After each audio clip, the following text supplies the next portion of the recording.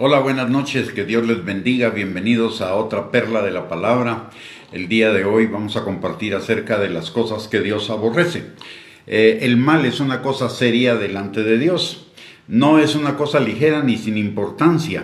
Realmente es terrible, no solo por sus consecuencias terrenales, como dice la palabra en Gálatas capítulo 6, versículos 7 y 8, que Dios no puede ser burlado, que todo lo que el hombre siembra, eso también cosechará, que si siembra para la carne, cosechará corrupción, sino también por sus consecuencias eternas si no hay arrepentimiento. Cuando un pecador no se arrepiente, la palabra de Dios dice en el Salmo 7, versículo 11 al 16, Dios es juez justo y Dios está airado contra el impío todos los días.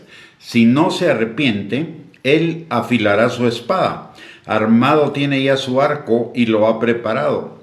Asimismo ha preparado armas de muerte y ha labrado saetas ardientes. He aquí el impío concibió maldad, se preñó de iniquidad y dio a luz engaño.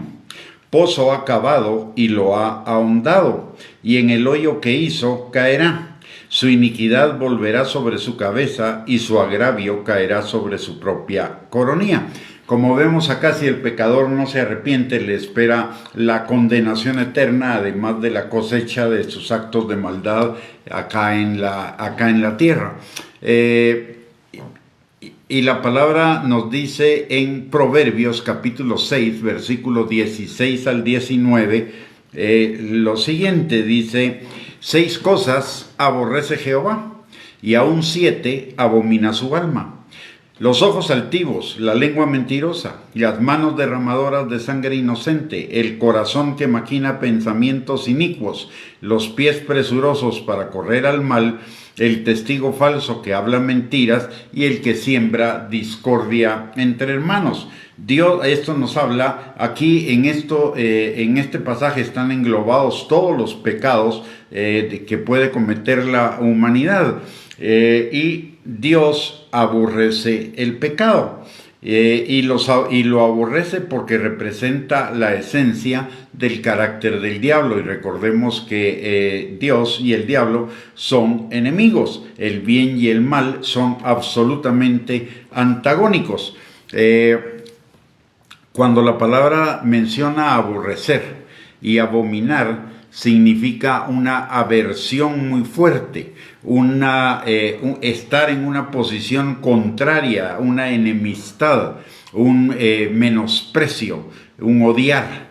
Y abominar es que algo es repugnante, algo es asqueroso. Y en cuanto al pecado, eso es lo que Dios habla acerca del pecado, de la abominación y del aborrecimiento que Él tiene por el pecado. Así que el pecado no es una cosa ligera, mis amados. El pecado es una cosa muy seria delante de Dios. Y si no hay arrepentimiento, es tan serio que la persona va a la condenación eterna en lugar de la vida eterna. ¿Qué son las, específico, qué son las cosas que Dios aborrece y que representan la esencia del carácter del diablo? En primer lugar, los ojos altivos, es decir, hacer alarde, ser enaltecido, orgulloso, soberbio, jactancioso, arrogante, vanidoso, menospreciar a otros, discriminar a otros. Y eso nos marca una esencia del carácter del diablo, de la cual nos habla Isaías 14, versículos del 12 al 14. Mire lo que dice la palabra: ¿cómo caíste del cielo, oh lucero, hijo de la mañana? Cortado fuiste por tierra, tú que debilitabas a las naciones. Tú que decías en tu corazón: subiré al cielo, en lo alto, junto a las estrellas de Dios levantaré mi trono, y en el monte del testimonio me sentaré, a los lados del norte. Sobre las alturas de las nubes subiré y seré semejante al Altísimo. Imagínese usted qué arrogancia, qué altivez la del diablo en este caso. Y la palabra en Primera de Pedro capítulo 5 versículo 5 y en Santiago capítulo 4 versículo 6 dice que Dios resiste a los soberbios, mas da gracia a los humildes. ¿Qué significa eso? Los soberbios no son bendecidos, en tanto que los humildes sí son bendecidos. Y cuando hablo de bendición, estoy hablando de bendición integral, no de bendición económica, bendición material. Los orgullosos pueden tener algún éxito en cuanto a lo económico, pero en lo que se refiere a sus relaciones interpersonales, a su corazón, a sus emociones, a su espíritu, está totalmente hecho un desastre. Así que no nos dejemos llevar por las apariencias. Porque a veces parecería que el soberbio, el altivo, el jactancioso le va bien en la vida, le puede ir bien en lo terrenal, pero en lo espiritual y en lo emocional le va muy mal. Y recordemos que Dios no solo está interesado en un aspecto de nuestra vida, Dios está interesado en los tres aspectos de nuestra vida: espíritu, alma y cuerpo. Lo siguiente que dice que Dios aborrece es la lengua mentirosa. Y la lengua mentirosa implica hablar mentiras, hipocresía, engaño, fraude, chisme, murmuración, calumnia, traición, ser una persona deslenguada, habladora, y el testigo falso también, el que habla mentiras. Y esto es porque el diablo también, esta es parte también de la esencia del diablo. El diablo es padre de mentira, no hay verdad en él. Y Dios es la verdad, es totalmente contrario al diablo. Lo dice Juan capítulo 8, versículo 44, que en el diablo no hay ni verdad en él y que él es padre de mentira. Y la mentira generalmente tiene el fin, el objeto o de autoprotegerse, y por lo tanto es la carne la que está funcionando ahí, y el ego, que deberían morir y no vivir, por un lado, y por el otro lado es también una incitación del diablo para robar, matar y destruir a otra persona. El siguiente punto que Dios dice que aborrece son las manos derramadoras de sangre inocente.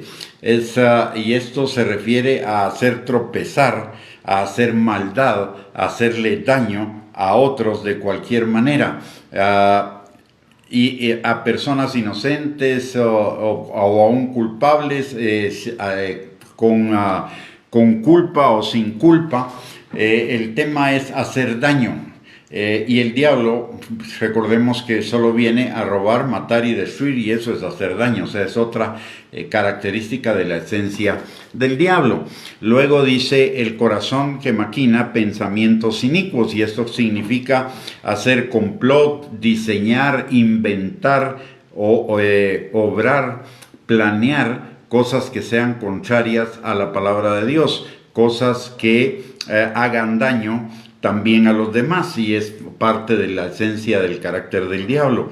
La otra cosa son los pies presurosos para correr al mal, es decir, aquellos que solo andan buscando cómo pecar constantemente. Y el que siembra discordia entre hermanos. Recordemos que la palabra de Dios menciona dentro de las obras de la carne ira, celos, contiendas, envidia, divisiones, disensiones, gritería, ira, etc. Y todo eso va alrededor de la discordia entre hermanos. Y es también parte de la esencia del carácter del diablo, porque el diablo provocó una discordia entre Dios y Adán y Eva cuando los incitó a pecar. La palabra de Dios dice muy claramente en Isaías que nuestros pecados hacen división entre Dios y nosotros. Eso provoca una discordia si no nos arrepentimos. En este pasaje hay que tener cuidado. En el pasaje que leímos en el Salmo 7, versículo 11 al 16, esto nos aclara algo que dice Juan capítulo 3, versículo 16. Juan 3:16 dice: de tal manera amó Dios al mundo que ha dado a su Hijo unigénito, para que todo aquel que en él crea no se pierda, sino sea salvo. La palabra ahí, si interpretamos, porque esa sería una interpretación, porque no es lo que dice la palabra de Dios, que Dios ama al pecador, eso entra en contradicción con lo que dice el Salmo 7, versículo 11. Dice que Dios es juez justo y está airado contra el impío todos los días. Lo que Dios está diciendo en Juan 3:16, entre el griego y el hebreo, hay 7 palabras por lo menos que se traducen amor al español. Pero la palabra original, en el original en griego, significa tener compasión, tener misericordia. Dios tiene compasión y misericordia del pecador, pero está airado contra él todos los días, y si no se arrepiente, dice la palabra, él afilará su espada, armado tiene ya su arco y lo ha preparado. Así que tenemos que tener mucho cuidado, porque en ninguna parte de la palabra nos dice que Dios ama al pecador, pero sí nos dice que Dios está airado contra el pecador todos los días de su vida. Así que quería hacer esa aclaración, porque es una confusión en el entendimiento de ese pasaje. Muchos lo interpretan como que Dios ama al pecador, pero esa interpretación no es válida. De hecho, el autor de esa interpretación es una persona que ni siquiera era cristiana. Él simplemente entendió ese pasaje o interpretó ese pasaje como que él era pecador y como que Dios lo amaba, pero la palabra no dice eso, y nosotros necesitamos ir a la palabra y al testimonio.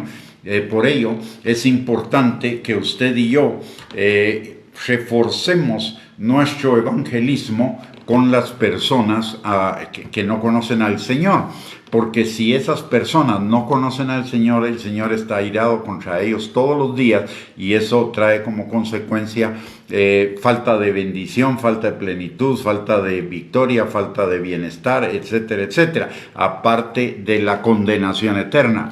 Así que usted y yo necesitamos redoblar nuestros esfuerzos evangelísticos con aquellas personas que no conocen al Señor, para que le conozcan y se salven de la condenación eterna. Y la única manera de salvarse de la condenación eterna es creer en Jesús, creer en el corazón que Jesús es el Señor y que Dios le levantó de los muertos. Y de esa forma seremos salvos, dice la palabra en Romanos capítulo 10, versículo del 8 al 10.